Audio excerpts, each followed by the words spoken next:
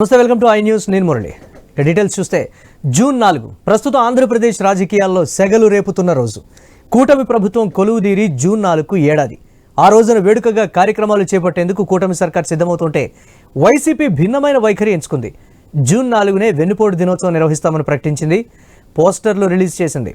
ఏడాది పాలనలో కూటమి సర్కార్ చేసిందేమీ లేదన్నది వైసీపీ ఆరోపణ.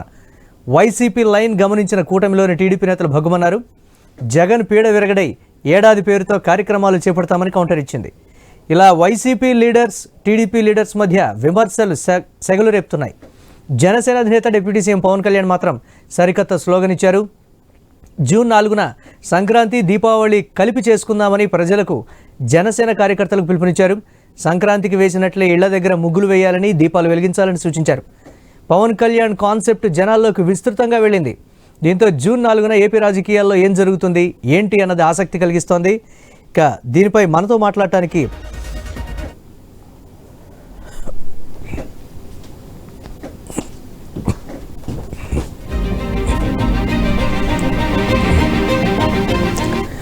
జనసేన అధినేత పవన్ కళ్యాణ్ ఇచ్చినటువంటి స్లోగన్ ప్రజల్లోకి బలంగా వెళ్ళినటువంటి పరిస్థితి అయితే ఉంది. కానీ వైఎస్ఆర్ కాంగ్రెస్ పార్టీ జూన్ 4న వెన్నుపోటు దినోత్సవంగా చెప్తూ కూడా పోస్టర్లు రిలీజ్ చేసినటువంటి పరిస్థితి ఉంది. రైట్. ఇక కొమ్మూరి కనకారావు గారు, వైసీపీ ఎస్సీ సెల్ రాష్ట్ర వర్కింగ్ ప్రెసిడెంట్, మీడియా అధికార ప్రతినిధి. అలాగే మరి కాసేపట్లో వేణుగోపాల్ గారు, జనసేన సీనియర్ నాయకులు, వారు కూడా లైవ్లో జాయిన్ అవుతారు. ముందుగా కనకారావు గారు, నమస్తే. కనకారావు గారు సార్ నమస్కారం, చెప్పండి. వైఎస్ఆర్ కాంగ్రెస్ పార్టీ ఇచ్చినటువంటి పిలుపు జూన్ 4న వెన్నుపోటు దినోత్సవం. ప్రజలు వెన్నుపోటు పొడిచారనా, లేకపోతే ప్రజలకు కూటమి ప్రభుత్వం ప్రజలకు వెన్నుపోటు పొడిచిందనా, ఏంటి? దానికి సంబంధించి జనసేన అధినేత మాత్రం ఇచ్చినటువంటి పిలుపు అయితే ప్రజల్లోకి బలంగా వెళ్ళింది. ఎవరిచ్చినటువంటి స్లోగన్ ప్రజలు రిసీవ్ చేసుకుంటారు, ఆ దిశగా వెళ్తారు అనేది ఒక ఆసక్తి. వైఎస్ఆర్ కాంగ్రెస్ పార్టీ దీని మీద ఎలా వర్కౌట్ చేసింది? సార్, మీకు అదేవిధంగా ఐ న్యూస్ ప్రేక్షకులందరికీ కూడా నా హృదయపూర్వక నమస్కారాలు. అదేవిధంగా ప్యానల్లో ఉన్న పెద్దలందరికీ కూడా నా హృదయపూర్వక నమస్కారాలు.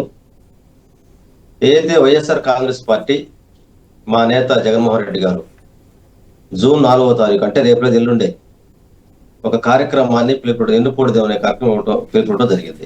దీని ప్రధాన ఉద్దేశం ఏంటంటే, ఏదైతే ప్రజలకు హామీ ఇచ్చి ఎలక్షన్ లో లబ్ధి పొంది, ఆ లబ్ధి పొందినటువంటి ప్రజలకి హామీలు అమలు చేయడం నేపథ్యంలోనే ఆ రోజు చంద్రబాబు నాయుడు గారు 1995 ఏదైతే చంద్రబాబు గారు వాళ్ళ మామకు ఎన్నికడు పొడిచాడు, ఈ రోజు ఆయనతో పాటు ఇక ముగ్గురు కలిసి చంద్రబాబు నాయుడు ప్రజలకు వెన్నుపోటు పొడిచాడు. ప్రజలకు ఇచ్చిన హామీలు మొత్తాన్ని గాలి వదిలేశారు. కాబట్టి ప్రజలకి నమ్మించి మోసం చేసేటువంటి రోజు కాబట్టి, అందువల్ల మేము ప్రజలకు వెన్నుపోటు పొడిచారు, వాళ్ళ హామీ అయితే అమలు చేయకుండా సంవత్సర కాలం అయినా కూడా చేయకుండా ఈ రోజు వాళ్ళ ప్రజలకు వెన్నుపోటు పొడిచిన దాని మీద ప్రజాపక్షంగా, ప్రజల యొక్క తరపున, అదేవిధంగా ఒక ప్రధాన ప్రత్యర్థి పార్టీగా, అదేవిధంగా ప్రతిపక్ష పార్టీగా ప్రజలకు ఏదైతే హామీలు ఇచ్చి అధికారం పొందినటువంటి పార్టీలకి ప్రజల యొక్క బాణిని వినిపించడం కోసం ఏదైతే జూన్ 4వ తారీఖున వెన్నుపోటు దినం కార్యక్రమం చేయడం పిలుపుకోవడం జరిగింది.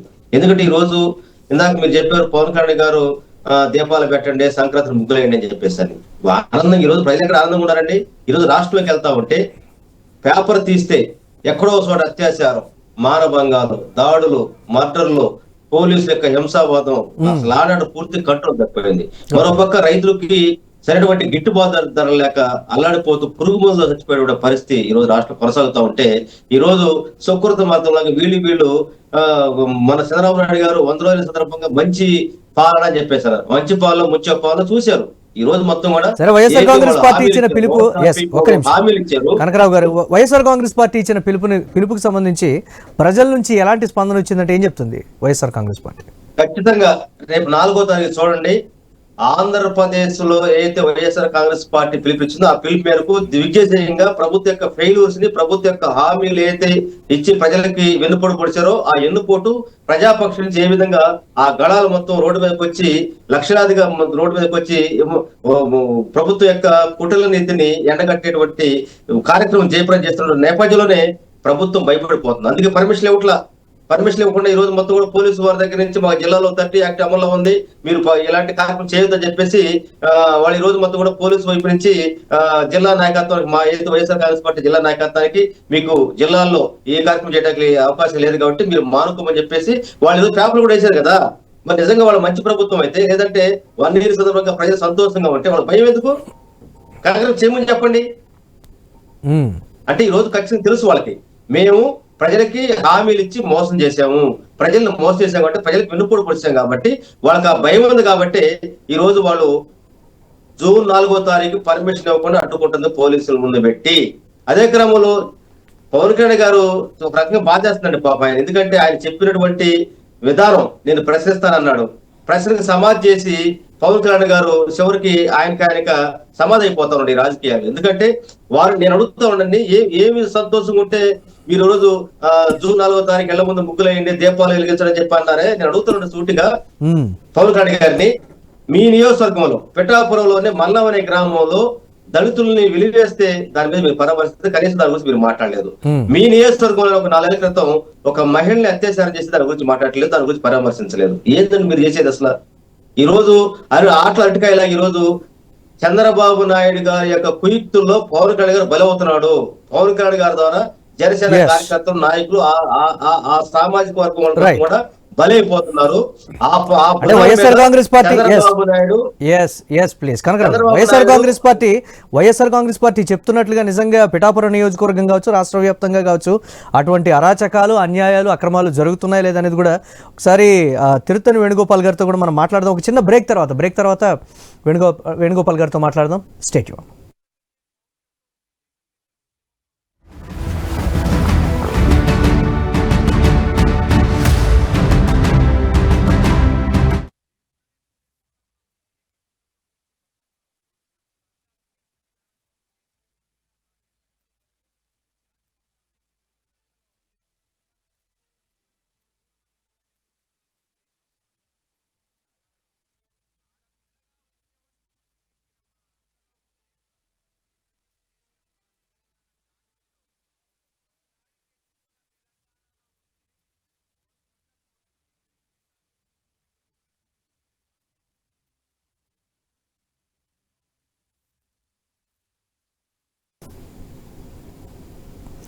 Back to news. రైట్, ఇక తిరుత్తని వేణుగోపాల్ గారు ఉన్నారు, జనసేన సీనియర్ నాయకులు. ఎస్ వేణుగోపాల్ గారు, నమస్తే. నమస్తే.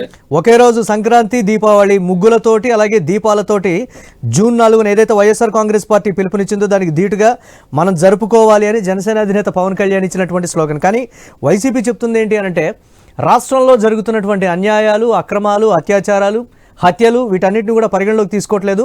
సొంత నియోజకవర్గంలో వాటిని పట్టించుకునేటువంటి సమయమే అధినేత పవన్ కళ్యాణ్కు లేదు, వాటిని సరిచూసుకోవాలి. వీటిని పట్టించుకుంటే ప్రజలు నిజంగా రోజు సంక్రాంతి, దీపావళి వాళ్లే చేసుకుంటారనేటువంటి ఒక మాట కూడా చెప్తున్నారు. కనకరావు గారు, ఏంటి, ఎలా చూడాలి దీన్ని? ముందుగా మీకు, అదేవిధంగా వైఎస్ఆర్సీపీ నాయకులకి, ఐన్యూస్ ప్రేక్షకులకు అందరికీ నమస్కారం. సార్, ఈ వైఎస్ఆర్సీపీ నాయకులైతేనేమి, వైఎస్ఆర్సీపీ నాయకులు ఏం మాట్లాడుతున్నారంటే దెయ్యాలు వేదాలు వాళ్ళు వేస్తున్నట్టున్నారు.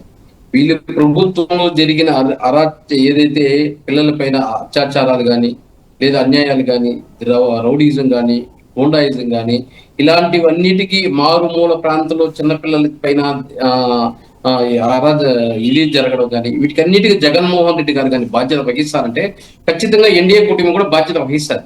అంటే మారుమూలలో ఏదన్నా ఒక ఇన్సిడెంట్ జరిగితే కూడా దాన్ని చంద్రబాబు నాయుడు గారికో, పవన్ కళ్యాణ్ గారికో, లేదా బీజేపీకో అంటగట్టేస్తా ఉంటే వీళ్ళు చేతులు దులుపుకునేసి, అంటే విమర్శించడం ఈజీ కాబట్టి విమర్శించేస్తారు. అంటే వీళ్ళు ప్రభుత్వం 2014, 2019 నుంచి 2024 వరకు జరిగిన ఈ వైఎస్ఆర్సీపీ ప్రభుత్వంలో కూడా ఎన్నో జరిగిన అలాంటి ఇన్సిడెంట్స్. వాటికంతా జగన్మోహన్ రెడ్డి బాధ్యత వహిస్తే ఖచ్చితంగా దీనికి కూడా బాధ్యత వహిస్తడం జరుగుతుంది. అదే విధంగా వెన్నుపోటు దినోత్సవం, అదే విధంగా ఎన్డీఏ కూటమి ఆ రోజు ఇచ్చిన హామీలు నెరవేర్చలేదు June 4న అనేసి వాళ్ళు మాట్లాడుతున్నారు. సార్, జగన్మోహన్ రెడ్డి తల్లికి చేసింది ఏంటి సార్? చెల్లికి చేసింది ఏంటి? అదే విధంగా ఉద్యోగస్తులకి పదే వాళ్ళు మన జగన్మోహన్ రెడ్డికి మమ్మల్ని కల్పించండి, మేము సిపిఎస్ రద్దుని 1 week లో చేస్తాను, ఓల్డ్ పెన్షన్ స్కీమ్ తెస్తాను అనేసి పదే వాళ్ళు రిక్వెస్ట్ చేస్తే కనీసం 5 సంవత్సరాలు జగన్మోహన్ రెడ్డి గారు వాళ్ళతో కూర్చొని చర్చ చేసి ఆ సిపిఎస్ విధానాన్ని రద్దు చేసి ఓపీఎస్ విధానాన్ని ఏమైనా తాగలిగాడా? అది హామీ కాదా? దాని ఉద్యోగస్తులకు వెన్నుపోటు పడవలేదా? అదేవిధంగా హోదా గురించి ప్రత్యేక హోదా, సంజీవిని రాష్ట్రంలో వైఎస్ఆర్ ప్రభుత్వం తప్ప అంటే అదే yes, yes, YCP Jaganmohan Reddy పదే ఒక్క పదే నిమిషం వేణుగోపాల్ గారు జగన్మోహన్ వేణుగోపాల్ గారు ఒక్క నిమిషం ఉన్నప్పుడు. వేణుగోపాల్ గారు మరి అధికారంలోకి వచ్చాక ఎందుకు పక్కన పెట్టేశాడు? ఒక్క నిమిషం వేణుగోపాల్ గారు ఎందుకు తాలేకపోయాడు? ఎస్ ఒక్క నిమిషం వైఎస్ఆర్ కాంగ్రెస్ పార్టీ అధినేత జగన్ ఎన్నికల రిజల్ట్స్ వచ్చిన తర్వాత అంతా బాగానే ఉంది, నేను అన్నీ చేశాను, మరి ఎక్కడో ఏదో తేడా జరిగింది, మోసం అయితే జరిగింది అనేటువంటి మాట చాలామంది చెప్తున్నది ఏంటి అని అంటే, ప్రజలు వైఎస్ఆర్ కాంగ్రెస్ పార్టీకి వెన్నుపోటు పొడిచారు అనే రీతిలో జగన్ కామెంట్స్ ఉన్నాయి, జగన్ ఇచ్చినటువంటి పిలుపు కూడా అదే విధంగా ఉంది, ప్రజల్ని బ్లేమ్ చేస్తున్నారా అనేటువంటి రీతిలో కూడా సోషల్ మీడియాలో అక్కడక్కడ వస్తున్నటువంటి వార్తలు నిజంగా అదే కోణంలో చూడాలా లేకపోతే వారి ఇంటెన్షన్ ప్రకారం చూడాలి? తల్లికి చెల్లికి చివరికి కార్యకర్త కూడా వెన్నుపోటు పొడిచాడు. చివరికి కార్యకర్త కూడా వెన్నుపోటు పొడిచే కార్యకర్త జెండాలు తీసి భార్య వెళ్ళిపోయారు. ఓకే, దానివల్లే 151 సీట్లు 11 సీట్లకు రావడం జరిగింది. నువ్వు రాష్ట్ర ప్రజలకు 2019 నుంచి 24 వరకు నువ్వు పొడిచిన వెన్నుపోటు నీకు గుర్తురాలా, కానీ రాష్ట్ర ప్రజలు జెండా పక్కన పారేస్తే, ఉద్యోగస్తులు పక్కన పారేస్తే ఓటేయకుండా, అదేవిధంగా కార్యకర్తలు పక్కన పారేస్తే మాత్రం ఈ రోజు నువ్వు ఎన్డీఏ కూటమి వెన్నుపోటు పొడిచిందని, నువ్వు పొడిచిన దానికి నీకు 11 సీట్లు పొడిచిందని చెప్పాయి అంటే దాన్ని పక్కన పెట్టేసి నువ్వు ఎందుకు ఓడాల్సింది వచ్చింది? 175కు 151 సీట్లు ఇచ్చారు, 51% ఇచ్చారు. అలాంటి ఎందుకు 11 సీట్లు తెచ్చారు? కనకరావు గారు let him speak please, let him complete please. ఒక్కరు మాట్లాడాలి దయచేసి. వేణుగోపాల్ గారు ఒక్క నిమిషం, వేణుగోపాల్ గారు ఒక్క నిమిషం, కనకరావు గారు yes please, yes please. Venugopal గారు ఎవరో ఒక్కరు ప్లీజ్. ఈవీఎంల పైన సాగు చెప్పేసి రైట్ కాదు, ఒకసారి ఆ విషయం అడుగుదాం కనకరావు గారిని. ఎస్ అదే విషయం. ఎస్ వేణుగోపాల్ గారు అదే. Yes please, yes please please. Venugopal గారు ఒక్క నిమిషం, కనకరావు గారిని అదే మాట్లాడదాం. ఎస్ ప్లీజ్ కనకరావు గారు please continue. Sir, Chandrababu Naidu గారు ఈ పథకాల వల్ల ఆంధ్రప్రదేశ్ శ్రీలంక అయిపోయిందని చెప్పేసి అన్న పెద్ద మనిషి చివరికి యూటర్న్ తీసుకొని ఈ పథకాలు ప్రజలకి అందుతున్నాయి కాబట్టి ప్రజలు మొత్తం కూడా సంతోషం ఉండేటువంటి దినంలో నేను దీనికి రెట్టింపిస్తానని చెప్పి హామీ ఇచ్చింది మాట వాస్తవం కాదా? వారు ఏమన్నారు? నేను అధికారంలోకి వచ్చినమ్మటే తల్లికి వందనం వేస్తానని చెప్పి ఇంట్లో ఎంతమందికి అన్నారు. అదేవిధంగా రైతు వ్యవసాయాన్ని బంగారం చేస్తానని చెప్పేసి అన్నాడు, నిరుద్యోగ వృత్తి అన్నాడు, 40 సంవత్సరాల కాడి నుంచి మహిళలకి పెన్షన్ అని చెప్పేసి అన్నాడు, 50 సంవత్సరాల దాటి కాడి నుంచి బీసీలకి పెన్షన్ అని చెప్పేసి అన్నాడు, ఉత్తి బస్సు అన్నాడు. మొత్తం నవరాత్రుల రూపం మొత్తం కూడా ఎలక్షన్ అయిపోయిన కాడి నుంచి మొదలు పెట్టి గవర్నమెంట్ వచ్చిన చేస్తానన్నాడు. ఇంతకుముందు చేయలేదు. రెండోది నేను అడుగుతున్నాను వేణు గారిని, మీరు సింగిల్ గా వేణుగోపాల్ గారు ప్లీజ్ వారిని కంప్లీట్ చేయనివ్వాలి please please. Yes Venugopal garu please, వారిని కంక్లూడ్ చేయనివ్వండి ప్లీజ్. వేణుగోపాల్ గారు వారిని మాట్లాడివ్వాలి. మోడీ గారు ఎట్లా మీరు కలిశారు? మీరు మాట్లాడారా? ఈ రోజు ఆంధ్రప్రదేశ్ కి అధికారంలోకి వచ్చాక సంవత్సరంలో దాదాపు 3 సార్లు ఏమో మోడీ గారు పర్యటన జరిగింది మన ఆంధ్రప్రదేశ్ లో. ఏ రోజున మీరు అమరావతి రీకన్స్ట్రక్షన్ సంబంధించినటువంటి శంకుస్థాపన అడిగారండి మీరు? అదే విశాఖపట్నం మీటింగ్ అడిగారండి మీరు? మీరు మోడీతో చేతులు కలిపి మీ స్వార్థం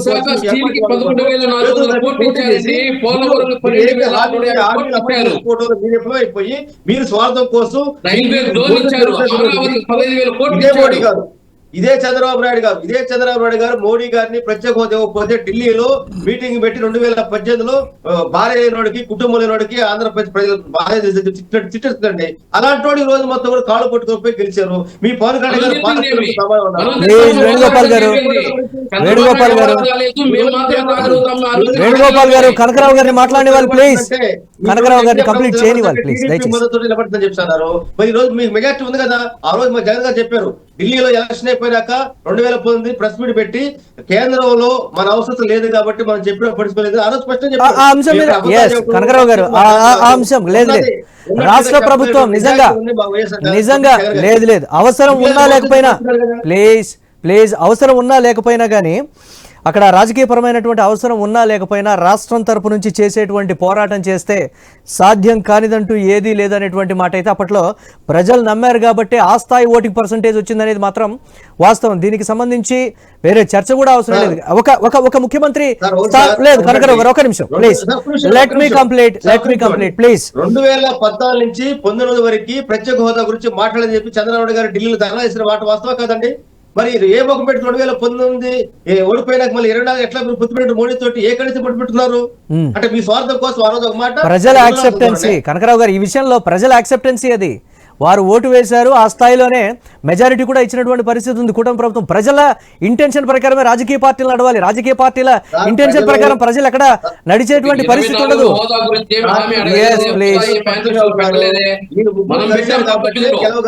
రైట్ కనకరావు గారు, ఎస్ ఒకసారి వేణుగోపాల్ గారితో, ఎస్ ప్లీజ్ కనకరావు గారు, ఎస్ ప్లీజ్ ఒకసారి వేణుగోపాల్ గారు ప్లీజ్ కంక్లూడ్ చేయండి, సమయభావం. సార్ ఇప్పుడు వీళ్ళు సూపర్ 6 అంటున్నారు. సూపర్ 6 లో ఏదైతే 6 ఉన్నాయో దాంట్లో దీపం పథకం అనౌన్స్ చేయడం జరిగింది. అదే విధంగా తల్లికి బంధనం వచ్చి కనకరావు గారు ప్లీజ్ ఒకరు పార్టీల తరపున మీరు ప్రాతినిధ్యం వహిస్తున్నారు, ప్లీజ్ మీరు అరువులకి ఇస్తారండి, కనకరావు గారు, వేణుగోపాల్ గారు ప్లీజ్. ఎవరు పడితే సంచయం చేసి అభివృద్ధి చెప్పడం కాదు. ఎవరైతే అర్హులు ఉంటారో దీపం పథకం ఉందో వాళ్ళకే 3 సిలిండర్లు ఇస్తారు. అందరికి రేషన్ కార్డు ఉండే వాళ్ళకి అందరికి ఇచ్చేవారు. 3 అంతస్తుల బిల్డింగ్ ఉండే వేణుగోపాల్ గారు దీపం పథకం కింద ఎవరైతే రికార్డు అయినారో వాళ్ళకి మాత్రమే ఇవ్వడం జరుగుతుంది. అదే విధంగా జూన్ 15 పైన ఏదైతే తల్లికి బంధన కార్యక్రమాన్ని ప్రారంభించడం జరుగుతుంది. అదే విధంగా ఆగస్టులో అన్నదాతకు సంబంధించిన స్కీము, ఆర్టీసీ బస్సు స్కీము 2 అవుతాయి. మళ్ళీ 2 పెండింగ్ ఉంటాయి. తల్లికి ఆడబిడ్డ నిధి, అదే విధంగా యువగలం సంబంధించింది. ఈ రోజు దాదాపు కనకరావు గారు సమయం ప్లీజ్, ఎస్ ప్లీజ్, ఇద్దరికి చెప్పేది ఒకటే దయచేసి ప్లీజ్. వేణుగోపాల్ గారు, కనకరావు గారు ప్లీజ్. ఎందుకు ఫెయిల్యూర్ అయిందో దాని గురించి మాట్లాడండి. ఈ రోజు 7,50,000 కోట్లు పెట్టుబడి వస్తే దాంట్లో దాదాపు 6 లక్షల మందికి ఉద్యోగాలు రావడం జరుగుతుంది. అదే విధంగా డిఈసి ద్వారా దాదాపు 16,347 మందికి ఉద్యోగాలు రాబోతున్నాయి.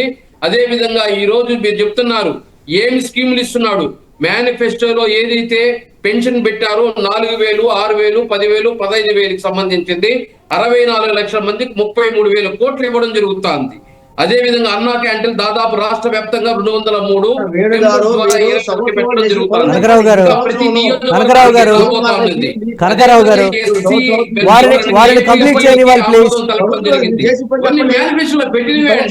కనకరావు గారు మాట్లాడి వాళ్ళు వారిని కంప్లీట్ చేయని వాళ్ళు నెక్స్ట్ టర్మ్ మీదే ప్లీజ్. 5 సంవత్సరాలు మీరే ఉద్యోగాలు ఇచ్చారు. ఏదో కరుణాకరన్ గారు మీరు మాట్లాడారు. ఎండి ఆపరేటర్ రద్దు చేశారు. పేదల యొక్క కడుపు. కనకరావు గారు, వేణుగోపాల్ గారు ఒక్క నిమిషం మీరు ఉండండి ప్లీజ్. వేణుగోపాల్ గారు నేను మాట్లాడతాను, ఒక్క నిమిషం. వేణుగోపాల్ గారు ఒక్క నిమిషం నేను మాట్లాడతాను ప్లీజ్ దయచేసి. కనకరావు గారు, వేణుగోపాల్ గారు మాట్లాడేటప్పుడు దయచేసి మీరు 5 సంవత్సరాలు అధికారంలో ఉన్నటువంటి ఒక పార్టీ తరపున, గతంలో 5 సంవత్సరాలు అధికారంలో ఉన్నటువంటి పార్టీ తరపున ఇప్పుడు మీరు వచ్చి మాట్లాడుతూ ఉన్నారు. ఒకళ్ళు మాట్లాడుతున్నప్పుడు దయచేసి ప్లీజ్ ఇంటరప్ట్ చేయకండి, సమయభావం. ఈ 2 పార్టీలు కూడా ఇదే విధంగా. ఒక్క నిమిషం కనకరావు గారు, నెక్స్ట్ టర్మ్ మీదే. మీరు పాయింట్స్ నోట్ డౌన్ చేసుకొని మీరు దయచేసి మాట్లాడండి. ప్రజలు ఏమనుకుంటారు? వైఎస్ఆర్ కాంగ్రెస్ పార్టీ తీరు, జనసేన తీరు ఇదే విధంగా ఉంటుందా అనుకుంటారు? ప్లీజ్ దయచేసి ప్రజలకు అర్థం కావాలి. ప్లీజ్ వారిని కంప్లీట్ చేయనివ్వండి. Yes Venugopal garu please continue. అదే విధంగా ఎన్డీఏ కూటమి పవన్ కళ్యాణ్ గారు ఏదైతే గ్రామీణ శాఖ మంత్రిగా ఉన్నారు, పంచాయతీరాజ్ శాఖ మంత్రిగా ఉన్నారో, ప్రతి గ్రామానికి కనీసం ఒక రోడ్డు అన్నా ఉండాలి అని చెప్పేసి సంవత్సరంలో ప్రతి గ్రామానికి రోడ్లు వేపిస్తున్నారు. అదే విధంగా వైఎస్ఆర్సీపీ ప్రభుత్వంలో 93 కేంద్ర ప్రయోజన పథకాల్ని బ్లాక్ లిస్ట్ లో పెడితే 9,371 కోట్లు ఎన్డీఏ కూటమి కట్టి దాన్ని ఈ రోజు 74 పథకాలకి ఈ రోజు బ్లాక్ లిస్ట్ నుంచి తీపించుకోవడం జరిగింది. అదే విధంగా జూన్ 12, 2024 నాటికి 23,550 కోట్లు బకాయిలు ఉంటే వాటిని క్లియర్ చేయడం జరిగింది. అదే విధంగా ప్రతి సంవత్సరం 40,000 కోట్లు వడ్డీలు కట్టాల్సి వస్తుంది ఈ రోజు మనం. అదే వ్యవసాయానికి 48,340 కోట్లు, ఎన్టీఆర్ వైద్య సేవకి 31,613 కోట్లు, అదే విధంగా విద్యకు సంబంధించి 13,600 కోట్లు, పాఠశాల విద్యకు సంబంధించి 31,800 కోట్లు, బీసీ సంక్షేమానికి 47,450 కోట్లు, Right. వైద్య ఆరోగ్యానికి సంబంధించి 19,240 కోట్లు, పోలవరానికి 12,150 కోట్లు, విశాఖ స్టీల్ కి 11,400 కోట్లు, Yes. అదేవిధంగా రైల్వే జోన్ Okay. అమరావతికి 15,000 కోట్లు. Yes. ఇక ప్రతి దానికి కూటమి ప్రభుత్వం ఇప్పుడు ఏమిటే వైఎస్ఆర్సీపీ ప్రభుత్వం ఏ విధంగా కన్ను మిన్ను తిరగకుండా బూతులు మాట్లాడుకుంటా కనపడిన విమర్శిస్తే వాళ్ళ అమ్మ నా బూతులు మాట్లాడడం తప్ప మాట్లాడుకుంటా వచ్చిన దాని వల్ల ఈరోజు 11 సీట్లు రావడం జరిగింది. ఈ రోజు అది చేయడం లేదు. వాళ్ళు ఈ రాష్ట్ర ప్రభుత్వాన్ని ఏ విధంగా లోటు బడ్జెట్ లో నుంచి బయట తీసుకురావాలి, ఆర్థికంగా అప్పులు ఏ విధంగా క్లియర్ చేసుకోవాలి, అభివృద్ధి సంక్షేమం ఏ విధంగా అయ్యాలని చెప్పేసి 3 పార్టీలు కలిపి మీరు ఎన్డీఏ కూటమి ఈ రోజు ముందుకు పోతా ఉంటే వీళ్ళు ఫస్ట్ 1 డే నుంచి ప్రమాణ స్వీకారం చేసిన రోజు నుంచి సూపర్ 6 ఎక్కడ, మేనిఫెస్టో ఎక్కడ, సూపర్ 6 ఎక్కడ, మేనిఫెస్టో ఎక్కడ, మరి మీరు చుండి ఎందుకయ్యా రాలేదు అంటే దానికి సమాధానం చెప్పరు. Yes right. ఎస్ కనకరావు గారు ప్లీజ్ మాట్లాడండి. ఎస్ సార్, కూటమి నేతలు మేము అధికారంలోకి వచ్చిన వెంటనే ఈ సూపర్ 6 అమలు చేస్తామని హామీ ఇచ్చారు. సంవత్సరం అవుతుంది, దాని గురించి మాట్లాడట్లేదు. వేడుగా చెబుతారు, బడ్జెట్ మొత్తం పట్టేస్తున్నారు, బడ్జెట్ చెప్పి మొత్తం పెడుతున్నారు. ఈ రోజు మీరు ప్రపంచ బ్యాంక్ నుంచి 15,000 కోట్లు. వేణుగోపాల్ గారు ప్లీజ్, వేణుగోపాల్ గారు కనకరావు గారిని మాట్లాడివ్వాలి. లెక్క చెబుతారంటే ఈ రోజు ఆంధ్రప్రదేశ్ లో 17 మెడికల్ కాలేజీకి వైఎస్ఆర్ కాంగ్రెస్ పార్టీ అంకురార్పణ చేసి 5 మెడికల్ కాలేజీలు మొత్తం కూడా నడుస్తా ఉంటే దాన్ని ప్రైవేట్ దారితో చేస్తా ఉన్నారు. ఈ రోజు 104, 108 వాహనాలు మొత్తం కూడా తుప్పట్టిపోతా ఉన్నాయి, అయ్యా తిరగట్లేదు. అదేవిధంగా ఈ రోజు మొత్తం కూడా ఇది చెబుతా ఉన్నారు, ఆంధ్ర రాష్ట్రంలో మంచిలు దొరకట్లేదు కానీ మద్యం దొరుకుతా ఉంది. ఈ రోజు మొత్తం కూడా పర్యావరణ సంబంధించినటువంటి అడవులు మొత్తం నరికివేస్తా ఉన్నారు. ఈ రోజు గూడూరు లాంటి ప్రాంతంలో ఏదైతే నల్లమల ఫారెస్ట్ ఉన్నటువంటి జామాయిలు సుబాబులు మొత్తం కూడా అక్రమంగా కొట్టుకొని అమ్ముకుంటా ఉంటే వీళ్ళ శాఖ మంత్రి మాట్లాడలేదండి. ఏంటి ఈ రోజు మొత్తం కూడా ఈ రోజు పంచాయతీరాజ్ వ్యవస్థకు వచ్చేటప్పటికి పంచాయతీ రాజులో ఈ రోజు ఏదైతే మనం ఏం చెప్పాడు, ఎలక్షన్ గెలవక ముందు మీరు పంచాయతీలో ఏదైతే ఇంటి పంచాయతీ సంబంధించినటువంటి విద్యుత్కి ఏదైతే మన వీధి రేట్లు ఉంటే డబ్బులు కట్టద్దు అన్నాడు. తీరా మనం గెలిచామంటే బకాయిలు కట్టుకుంటున్నారు. ఏందని నేను చేసిన మొత్తం కూడా ఈ రోజు అసలు శాఖ మీద పట్టు లేదు. పంచాయతీ రాజు అనేటువంటిది దాని మీద పట్టు లేకుండా పవన్ కళ్యాణ్ షూటింగ్లు కాసేపు వీకెండ్ లాగా ఎప్పుడు వచ్చిపోతా ఉన్నారు. అందువల్లంటే పవన్ కళ్యాణ్ గారు పేలూరు పర్సన్, ఆయన గురించి మాట్లాడుకోవడం ఏముంది. ఇక్కడ 33,000 మహిళలు మిస్ అయ్యారని చెప్పిస్తున్నారు. ముగ్గురు చూపించమని చెప్పండి అంటున్నా. ఈ రోజు వారు చెప్పింది ఏంది, ప్రశ్నించడం కోసం జనసేన పార్టీ పెట్టింది, చివరికి సనాతన ధర్మం అని చెప్పేసి ఈ రోజు అతను మొత్తం కూడా బీజేపీకి ఒకరు తప్పించుకొని మొత్తం హిందూ మతాన్ని బుధం కాసేటువంటి వ్యవస్థలోకి వెళ్ళిపోయాడు. అంబేద్కర్ గారి సిద్ధాంతం అంటాడు, కాసేపు చేగువేర సిద్ధాంతం అంటాడు, మదర్ తెరిసా ఆశయాలు అంటాడు, చివరికి మొత్తం మడత పెట్టేసి ఇప్పుడేమో నాకు సనాతన ధర్మం హిందూయిజమే నాకు ఇదని చెప్పేసి అంటున్నారు. మరి ఈ రోజు మరి గుడులు పడగొడతారు, దాని మీద మాట్లాడలేదు. ఈ రోజు మహిళల మీద అత్యాచారం చేస్తున్నారు. తెనాల్లో 3 యువకుల్ని నడి రోడ్డు మీద కొడతా ఉంటే మాట్లాడలేదు, మహిళలు అత్యాచారం చేస్తుంటే మాట్లాడలేదు. అదేవిధంగా ఏదో తిరుపతి లడ్డు గురించి మాత్రం సనాతన ధర్మం అని చెప్పేసి మెట్లు కొడుకుతా ఉంటాడు. నీ నియోజకవర్గంలో మాలపల్లిని వెలివేస్తే కనీసం పోయి నువ్వెందుకు మాట్లాడలేదు అక్కడ? ఏం మాట్లాడే అసలు ఈ రోజు ప్రజలు అవకాశం ఇస్తే అవకాశాన్ని సద్వినియోగం చేసుకుని ప్రజల సంక్షేమ పథకం అందించడంలో ఫెయిల్ అయిపోయి తప్ప. కనకరావు గారు ఇక్కడ ఒక అంశం డెఫినెట్ గా పరిగణలోకి తీసుకోవాల్సినటువంటి కనకరావు గారు, వేణుగోపాల్ గారు రైట్. ఓకే కనకరావు గారు ఎస్ ప్లీజ్ ఒక అంశాన్ని ఇక్కడ పరిగణలోకి తీసుకోవాలి డెఫినెట్ గా. అంటే రాష్ట్ర ప్రజలు ప్రతిదీ కూడా నిశ్చితంగా గమనిస్తూ ఉంటారు. 5 సంవత్సరాలకు ఒకసారి వాళ్ళకు వచ్చేటువంటి అవకాశాన్ని మాత్రం పూర్తి స్థాయిలో సద్వినియోగం చేసుకుంటారు అనే దానికి సాక్ష్యాలు కూడా కళ్ళారా చూస్తూనే ఉన్నాం. చూద్దాం ఈ 4 ఏళ్లు కూడా ఇదే విధంగా అత్యాచారాలు జరుగుతున్నా, అక్రమాలు జరుగుతున్నా, ఏం జరుగుతున్నా కానీ పట్టించుకోకుండా మీరన్నట్టుగా కనకరావు గారు ఒక నిమిషం చూద్దాం. ప్రతిపక్షంలో ఉన్నటువంటి వారు చెప్పేటువంటి మాట ఇది, అధికార పక్షం ఎప్పుడు కూడా డిఫెండ్ చేస్తూనే ఉంటుంది. చూద్దాం ఆ స్థాయిలో నిజంగా ఒకవేళ ఉంటే ప్రజల్లో వ్యతిరేకత వ్యక్తమై వచ్చే 4 ఏళ్లలో దాని రిజల్ట్ కూడా మనం చూడబోతున్నాం. రైట్, థ్యాంక్ యూ కనకరావు గారు అండ్ వేణుగోపాల్ గారు డిబేట్లో పార్టిసిపేట్ చేసినందుకు. ఇవి ఇప్పటివరకు updates. Keep watching I news.